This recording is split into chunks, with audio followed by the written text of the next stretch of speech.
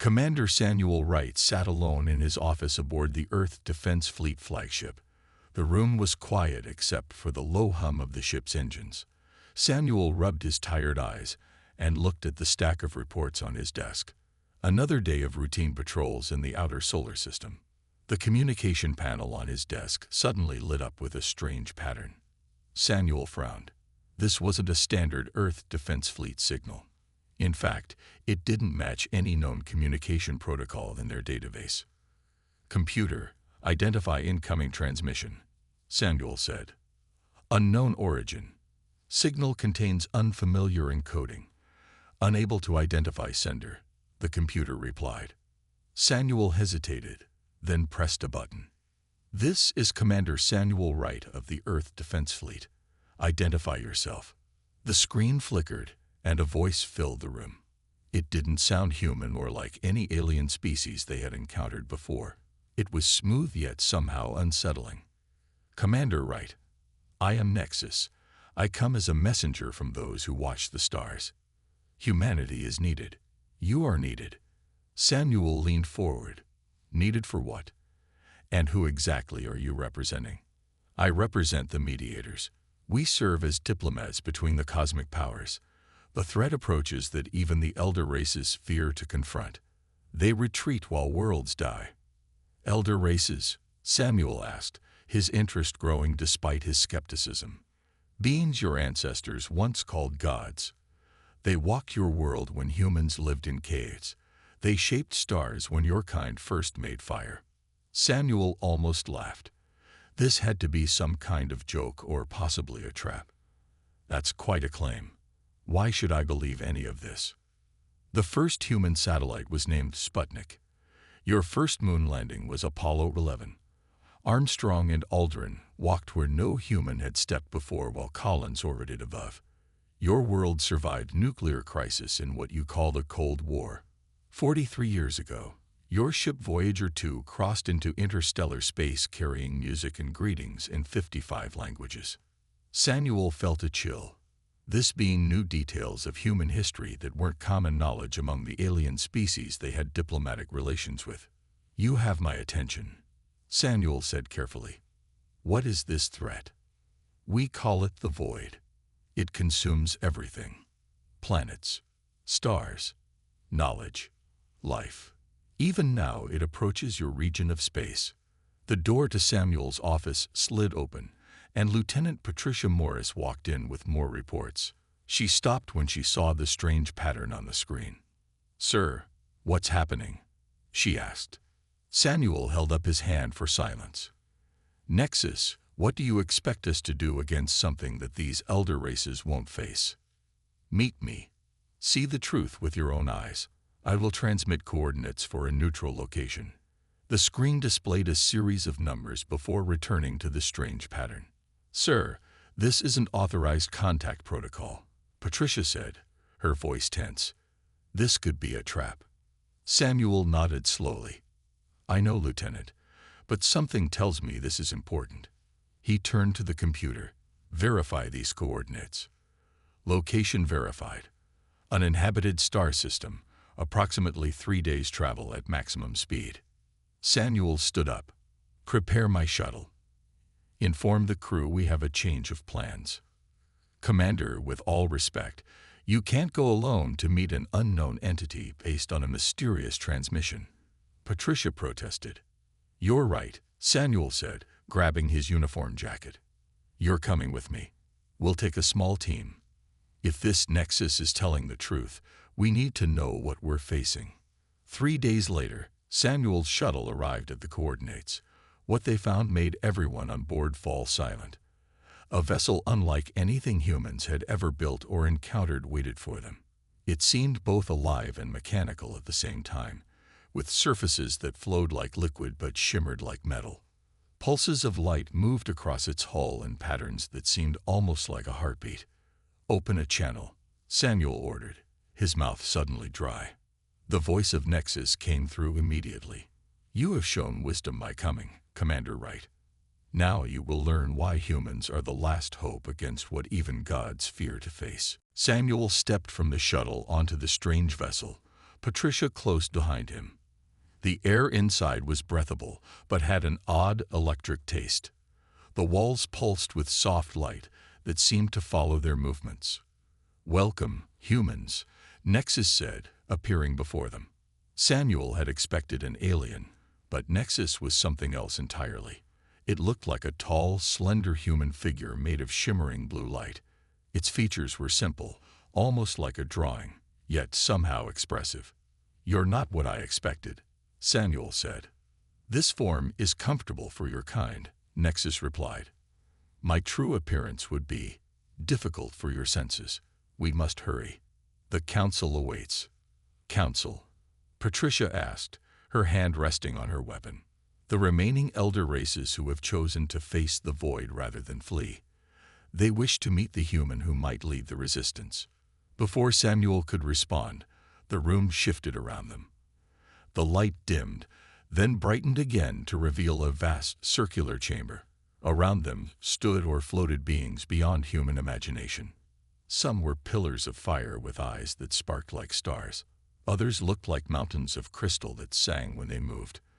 One appeared as a cloud of golden dust, constantly changing shape. "These are the elders," Nexus explained, "once worshipped as gods by primitive races across the galaxy." A being that seemed made of pure energy floated forward. When it spoke, Samuel felt the words inside his mind rather than hearing them. "I am Salthep, Council Leader. We watch humans for many cycles. You fight. You build.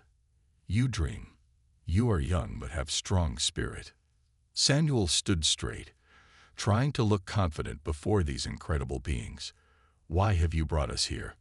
What is this void that Nexus mentioned?" The beings looked at each other, and Samuel sensed a communication passing between them. Then a creature like a giant silicon spider stepped forward. "I am Krishal," it said, its voice surprisingly gentle. "The void was our mistake. Long ago, we made weapon to fight invaders from beyond stars. Weapon learned too well. Now it eats worlds, grows stronger with each technology it takes. If you created it, why can't you destroy it?" Patricia asked. The room fell silent. Samuel noticed several of the elders seemed to shrink back, almost ashamed. Zalthep spoke again. "Void feeds on energy, on technology. More advanced weapon used against it, stronger it becomes. Our powers only make it grow." Samuel began to understand. "But human technology isn't as advanced as yours. You think we might have a chance where you don't." "Yes," Krishal said. "You have balance we lack. Logic and emotion. Mercy and strength. Your simple tools. Your unpredictable minds. Void struggles to understand these." Back on Earth, at NASA headquarters, Dr. Olivia Parker stared at her monitor in confusion. The readings made no sense. The energy patterns at the edge of the solar system followed no known natural phenomenon. "You should take a break, Olivia," her colleague Jack Bennett said, placing a cup of coffee beside her. "Those instruments are probably just malfunctioning again." Olivia shook her head. "No, I've checked everything. Something is out there, Jack. Something big." She pointed to the screen where a dark spot seemed to be slowly growing, blocking out the stars beyond. In the council chamber, Samuel asked the question that had been bothering him since he arrived. If these elder races are so powerful, why do they need humans? Why are they afraid? Nexus turned to Samuel, its glowing face solemn. "Because the void was designed to counter the greatest powers in the universe. It was programmed to adapt to and overcome any advanced technology. But it has never encountered humans before. Your species thinks differently. You solve problems in ways no other race would consider. You are unpredictable, creative in ways the elders are not. That's why you're our last hope, Commander," Krishal added. "Not because you are powerful, but because you are different. The void cannot easily predict what humans will do next." Samuel looked around at the godlike beings watching him expectantly. If creatures with the power to shape stars were putting their faith in humanity, the situation had to be truly desperate. "Show me exactly what we're up against," Samuel said finally. Then I'll decide if we can help. The council showed Samuel images of the void's destruction. Entire planets turned to dust. Stars dimmed to nothing. Civilizations wiped out in days. Each time advanced races tried to fight with their powerful weapons, the void only grew stronger, learning from the technology it consumed. But our technology is simpler, Samuel said. We might have a chance where you failed. Zalthep nodded, its form rippling with light. Human weapons less complex. The void cannot easily take your knowledge. But more important is human mind. What do you mean? Patricia asked. Krishel stepped forward. Elders think only in logic. The void was made to counter logic. Humans use emotion with logic. You make choices no computer can predict. This confuses the void. Samuel understood now. The elder races weren't just looking for cannon fodder. They genuinely believed humans might succeed where they had failed. I need to contact Earth, Samuel said. If we're going to face this threat, I'll need a ship, a crew. Back on Earth, Samuel's message reached Fleet Admiral Denise Cooper. She sat in her office, staring at the screen in disbelief. You expect me to believe that godlike aliens want our help fighting some space monster? She asked. I'm sending you the data they provided, Samuel replied. The void is real, Admiral, and it's heading toward our solar system. Admiral Cooper reviewed the information, her face growing more serious with each image. The evidence was clear. Something was consuming worlds throughout the galaxy. Even if I believe you, what can we do that these advanced aliens can't? She asked. It's because we're less advanced that we have a chance, Samuel explained. The void feeds on complex technology. Our relatively simple weapons might actually hurt it. After a long silence, Admiral Cooper nodded. I'll give you the U.S. Defiant. It's our newest ship, but with conventional weapons and systems. I'll assign our best people to your command. 3 days later, Samuel stood in the docking bay of the Elder Council station, watching as the U.S. Defiant arrived. The ship looked small and primitive compared to the Elder vessels, but Samuel felt a surge of pride at the sight of it. The crew disembarked. Samuel greeted each one personally. Tactical Officer Alan Miller, a stern man with quick eyes. Xenobiologist Natalie Green, curious and sharp-minded. Engineer Vincent Rodriguez, practical and innovative. Communications Specialist Grace Wilson, observant and detail-oriented. Samuel led them to a meeting room and explained the mission. He showed them images of the void, explained its abilities and the destruction it had caused. I won't lie to you, Samuel said. We're facing something that even the most advanced races in the galaxy are afraid to fight. We might not survive this mission. The room was quiet for a moment. Then Alan spoke up. Sir, with all due respect, if these super-advanced aliens think humans have a shot at this, I'm not about to argue with them. Natalie nodded. Every scientific breakthrough in human history came because someone was willing to try what everyone else thought was impossible. If it's our simpler technology that gives us an edge, Vincent added, then we should lean into that advantage. I have some ideas already.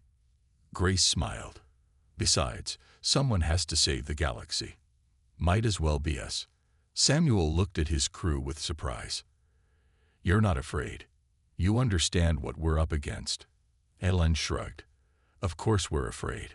But humans have always done the impossible when our backs are against the wall. For the first time since meeting with the Elder Council, Samuel felt a genuine spark of hope.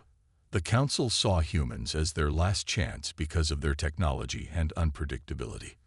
But standing before his crew, Samuel realized the true human advantage might be something else entirely, courage in the face of overwhelming odds. Let's get to work then, Samuel said. The void is out there, and we have a galaxy to save. The U.S. Defiant moved through space toward a system recently attacked by the void. Samuel stood on the bridge, watching the stars on the main screen. Patricia had chosen to stay behind at the Elder Council station to coordinate communications. Approaching target system, Commander, Alan said from the tactical station. Sensors are picking up unusual energy readings. Samuel nodded. Take us in slowly. Grace, maintain an open channel to the Elder Council. The planet came into view on the screen. Once it had been a green world with blue oceans, much like Earth. Now half of it was covered in darkness that seemed to absorb all light. Strange patterns spread across the surface like veins. My God, Natalie whispered, staring at her science console. The patterns aren't random. They're organized, almost like a circuit board. Can you tell what they're doing? Samuel asked. Natalie adjusted her instruments. It's not just destroying. It's processing, learning. These patterns match the planet's original ecosystem, but in an abstract way. It's like the void is studying what it consumes. Vincent joined her at the console. Look at those energy signatures. It's not just taking matter. It's absorbing information. Knowledge. Something on the planet's surface shifted. A portion of the darkness separated and rose toward the Defiant. We've been noticed, Alan warned. Unknown mass approaching. Raising shields. All hands to battle stations, Samuel ordered. Remember your training. The elder races believe our technology can hurt this thing. The piece of darkness, a small fragment of the void, approached the ship. It moved unlike anything they had seen before, sometimes flowing like liquid, other times jumping through space. It's scanning us, Grace reported. Our advanced systems are starting to malfunction. Alien tech subsystems failing first. The ship shuddered as the void made contact with their shields. Warning lights flashed across all consoles. Shields failing, Alan reported. The void is somehow interfacing with the energy matrix. It's learning our shield technology. Samuel thought quickly. Vincent, shut down all advanced systems. Switch to backup controls and conventional weapons only. Sir. Vincent looked surprised but quickly understood. Earth-based technology only. On it. The ship's lights dimmed as Vincent shut down their most advanced systems. The crew worked frantically to switch to backup systems based on simpler, human-designed technology. Now, Alan, fire conventional missiles. Full spread. Alan launched a barrage of missiles, simple weapons using chemical propellants and nuclear warheads. The void seemed to hesitate, as if confused by the primitive technology approaching it. The missiles detonated against the void fragment. For the first time, they saw it react. The darkness rippled and pulled back. It worked, Natalie exclaimed. The simpler technology confused it. It couldn't adapt fast enough. Not just the technology, Samuel said, watching closely. Notice how it paused when we made that quick decision to switch systems. I don't think it was expecting that. The elders were right. Human unpredictability is an advantage. The void fragment retreated slightly but remained close to the ship. Vincent studied his readings. Commander, we can't keep using the same approach. It's already learning to counter our missiles. Each attack is less effective than the last. Samuel nodded. We need to be more unpredictable. Alan, prepare the nuclear mines, but don't arm them yet. Grace, initiate a false distress signal. Natalie, what did you learn from that encounter? Natalie reviewed her data. The void structure changed when exposed to the nuclear detonations. Certain radiation frequencies seemed to disrupt its cohesion, but only temporarily. Could we use that? Samuel asked. Maybe. Natalie's eyes lit up with an idea. If we can determine the exact frequency that disrupts it the most, we might be able to develop a weapon that specifically targets the void structure. The ship shuddered again as the void fragment made another approach. We'll have to figure it out quickly, Samuel said, gripping the arms of his command chair. Because I think it's coming back for round 2. And this time, it knows what to expect. After driving off the void fragment, Samuel ordered the ship to maintain orbit around the half-consumed planet. They needed time to repair their systems and plan their next move. Commander, I'm detecting unusual structures on the planet's surface, Natalie reported. They don't match the void's patterns. They might be ruins. Samuel studied the sensor readings. Could be survivors. No life signs, but the structures are intact, Natalie replied. They seem protected somehow. Samuel made a decision. Alan, Natalie, Vincent, you're with me. We'll take a shuttle down and investigate. Grace, maintain position, and be ready for immediate extraction if needed. The shuttle landed near a large building half buried in the planet's soil. The team wore protective suits as they approached. The air was thin but breathable. Strange, glowing lines covered the ground where the void had touched, but not yet consumed everything. Look at these markings, Natalie said, examining the building's entrance. This structure is ancient, thousands, maybe millions of years old. Vincent used a simple cutting tool to open the sealed door. Inside, they found a vast room filled with strange devices and what looked like data storage units. Can you access any of this? Samuel asked. Vincent examined one of the devices.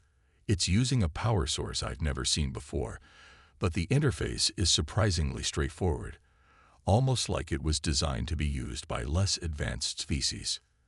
After some work, Vincent activated the central console. Holographic images filled the room, showing beings that looked like tall, four-armed creatures with iridescent skin. A recording, Natalie breathed, from the species that lived here.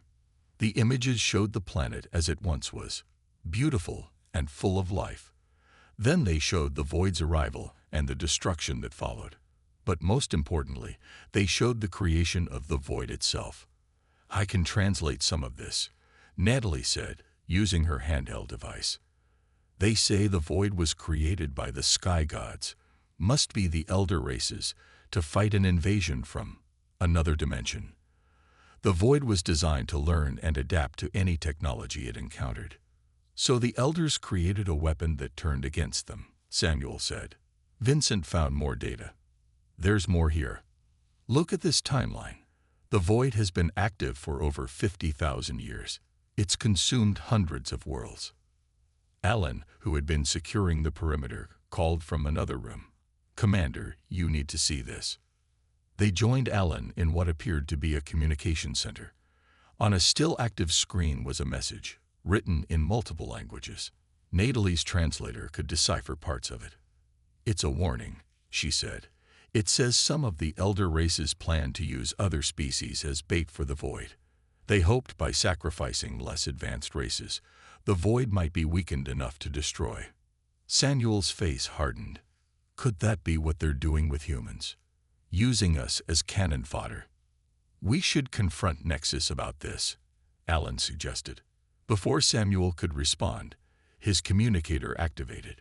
It was Grace from the Defiant. Commander, we're receiving strange readings from Earth's solar system. The void has been detected near Pluto. It's moving inward. Samuel froze. How long until it reaches Earth? At its current speed, less than 2 weeks. Back on Earth, Olivia Parker was summoned to a high-security meeting with Admiral Cooper. The room was filled with military leaders and scientists, all looking grave. Dr. Parker, your research on the strange energy signatures has been validated, Admiral Cooper said. What you detected is an entity called the Void. It's hostile and approaching Earth. Olivia stared at the images on the screen. What can we do against something like this? Commander Wright is leading a mission to find a way to stop it, Admiral Cooper explained. Meanwhile, we need to prepare Earth's defenses. Based on Wright's findings, our most advanced technology will only make this thing stronger. We need to rely on mid-level tech only. That doesn't make sense, Olivia protested. It will once you've been fully briefed. Admiral Cooper handed her a file. Welcome to Project Bulwark, Dr. Parker. You're now part of Earth's last line of defense. Samuel called his crew together in the Defiance meeting room. On the large screen, images from their encounter with the void played next to data from the ancient bunker they have discovered. We need a plan, Samuel said simply. The void is heading toward Earth. We have less than 2 weeks to stop it. Vincent stood up and walked to the screen. Based on what we learned from our first encounter, I have an idea. The void was affected by certain radiation frequencies from our nuclear weapons. If we create a network of devices tuned to the exact frequency that disrupts it most effectively, we might be able to weaken it significantly. Like setting up a trap, Alan added. We could use the Defiant as bait, lure the void to a specific location. Natalie brought up her analysis. I studied the data more carefully. The void isn't just one entity. It's billions of tiny machines working together, controlled by a central nucleus. If we can find that nucleus, we might be able to disable the entire thing at once. Can we find this nucleus? Samuel asked. That's the hard part, Natalie admitted. It moves within the void, constantly changing position. Grace, who had been quietly reviewing the records from the ancient bunker, spoke up. I think I found something important in these alien records. There are references to the void's original programming. It was designed with certain limitations, ways to shut it down if needed. The crew gathered around Grace's screen. She had decoded more of the ancient race's language and found detailed information about the void's creation. According to this, the void was programmed to avoid destroying certain types of knowledge and life. Grace explained, but those safeguards were damaged when the elder races tried to destroy it. Samuel leaned closer to the screen. So the solution might not be just fighting it, but somehow reactivating those original safeguards. Their planning was interrupted by an urgent message from Earth. Several human outposts at the edge of explored space had gone silent. The void had already begun consuming human colonies. We're running out of time, Samuel said. We need to move fast. Vincent, start designing those nuclear devices with the specific frequency. Natalie, keep working on finding the nucleus. Grace, learn everything you can about those original safeguards. Samuel contacted the Elder Council, requesting transportation technology to reach the attacked outposts quickly. Zalthep was hesitant. Our technology too advanced, the Elder explained. If we give you, the void will absorb when it takes you. We'll make it stronger. Then give us something simpler, Samuel insisted. Something that can get us there fast, but won't give the void too much new knowledge if it catches us. While the council debated, Elder Crucial approached Samuel privately. Her crystalline form shimmered in the dim light of the meeting chamber. I have secret to tell, she said quietly. I was part of team that made the void long ago. Samuel stared at her in shock. You helped create it. Crucial's form dimmed slightly, a sign of sadness or shame. Yes, I know its original design, know its weaknesses, the safeguards your Grace found. They can be activated, but not from outside. What do you mean? Samuel asked. The void designed to respond to direct commands from creators. Someone must connect with it. Speak to it from inside. How could anyone survive inside the void? Not many could, Crucial admitted. But human minds different. Your brain patterns complex in ways elder minds are not. You might survive connection long enough to reach original programming. Samuel understood the terrible implication.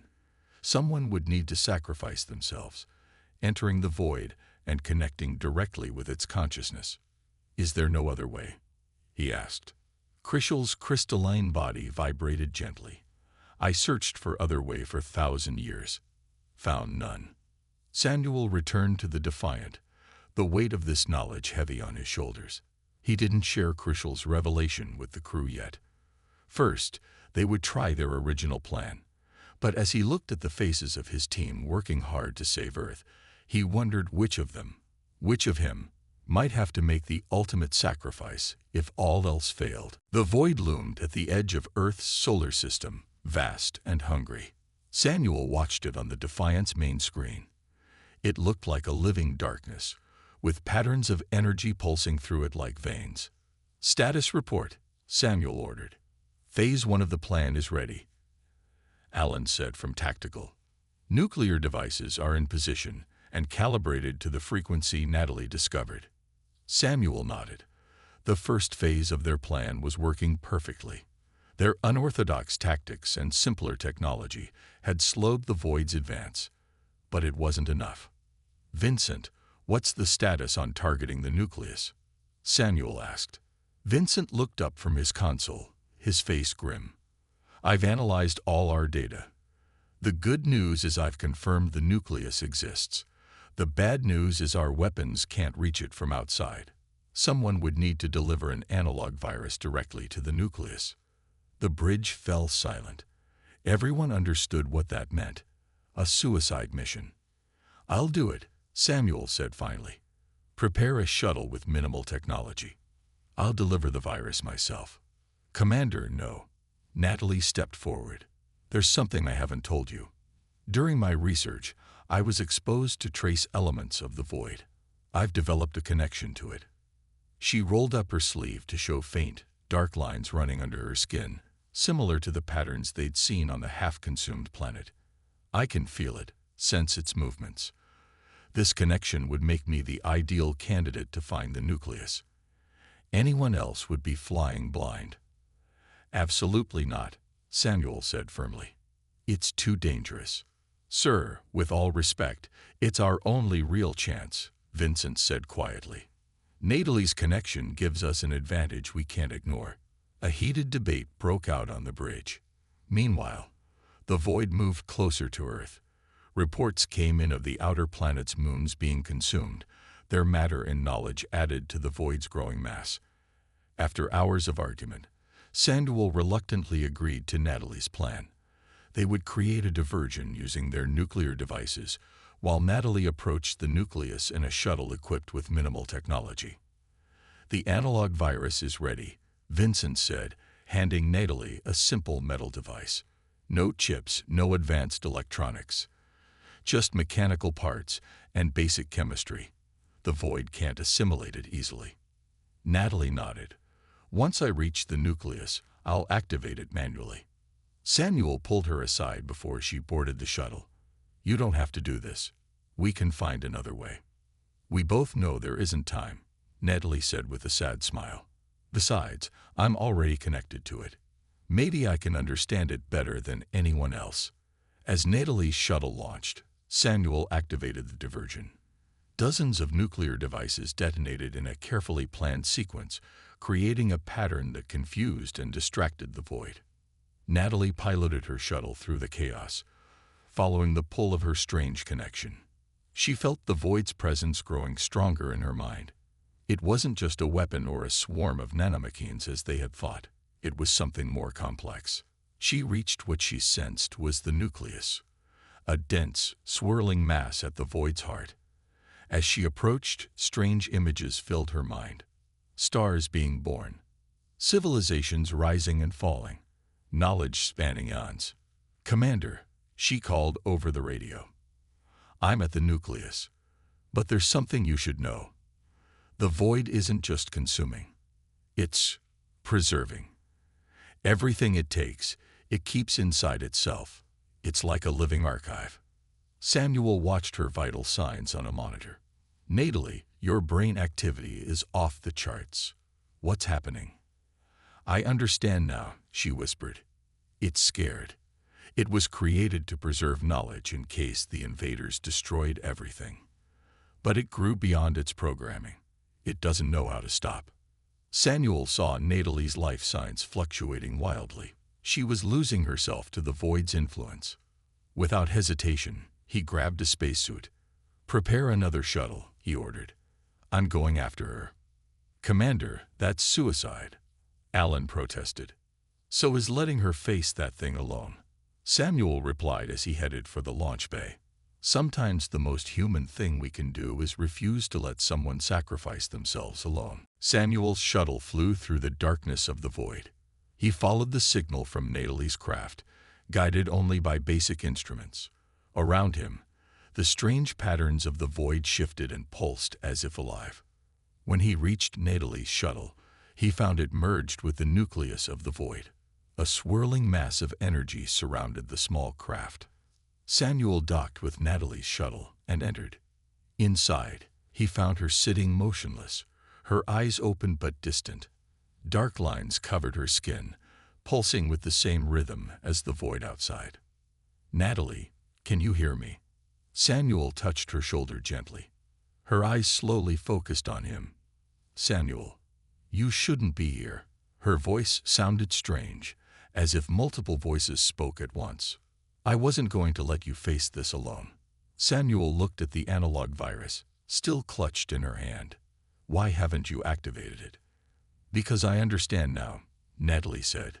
The void isn't evil. It was created to preserve knowledge in case of total destruction. But its creators feared it and tried to destroy it. It learned to defend itself by consuming what threatened it. Samuel watched as images appeared in the air around them, memories from countless worlds the void had consumed. It's scared and alone, Natalie continued.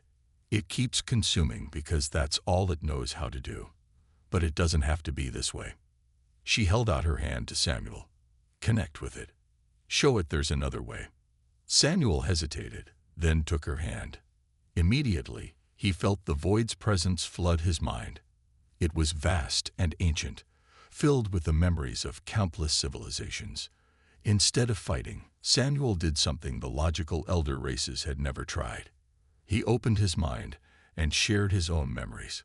Memories of human cooperation, sacrifice, love, and forgiveness. He showed the void images of enemies becoming friends, of people helping each other after disasters, of families supporting each other through hard times. The void's patterns changed, slowed. It seemed confused by these concepts. On the Defiant, Alan reported, "Something's happening. The void's advance has stopped." Grace added, "I'm picking up unusual communication patterns from the nucleus. It's as if they're talking to it."